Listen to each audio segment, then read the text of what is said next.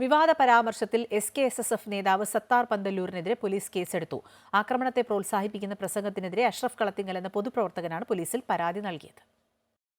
നടന്ന SKSSFന്റെ മുഗദ സന്ദേശയാത്രയുടെ സമാപന സമ്മേളനത്തിലാണ് സംസ്ഥാന വൈസ് പ്രസിഡന്റായ സത്താർ പന്തല്ലൂർ വിവാദ പ്രസ്താവന നടത്തിയത്.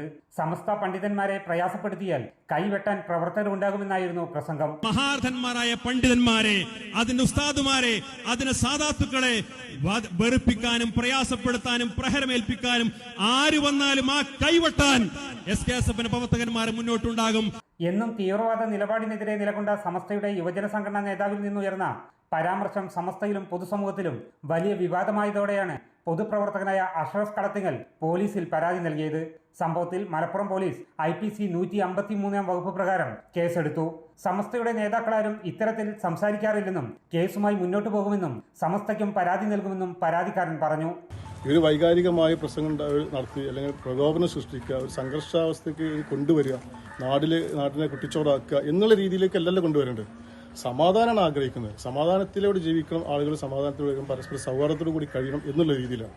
ഒരു പബ്ലിക് വേദിയിൽ മൈക്ക് കിട്ടിയെന്ന് വെച്ചിട്ട് എങ്ങനെയാണ് പറയല്, അത് ശരിയല്ലല്ലോ. അപ്പൊ അതിനെതിരെയാണ് ഞാൻ പരാതി കൊടുത്തത്. സത്താറിനെതിരെ ശക്തമായ നടപടി വേണമെന്ന് സമസ്തയിലും അഭിപ്രായം ഉയർന്നിട്ടുണ്ട്. നേരത്തെ പട്ടിക്കാട് നടന്ന ജാമിയ നൂരിയ സമ്മേളനത്തിൽ നിന്ന് സത്താർ പന്തല്ലൂർ അടക്കമുള്ള യുവജന നേതാക്കളെ സമസ്ത മാറ്റി നിർത്തിയിരുന്നു. ഇതിനിടയിലാണ് സംഘടനയെ വിവാദത്തിലേക്ക് വലിച്ചിഴയ്ക്കുന്ന പരാമർശവും നിയമ നടപടികളും. അമൃത ന്യൂസ്, മലപ്പുറം.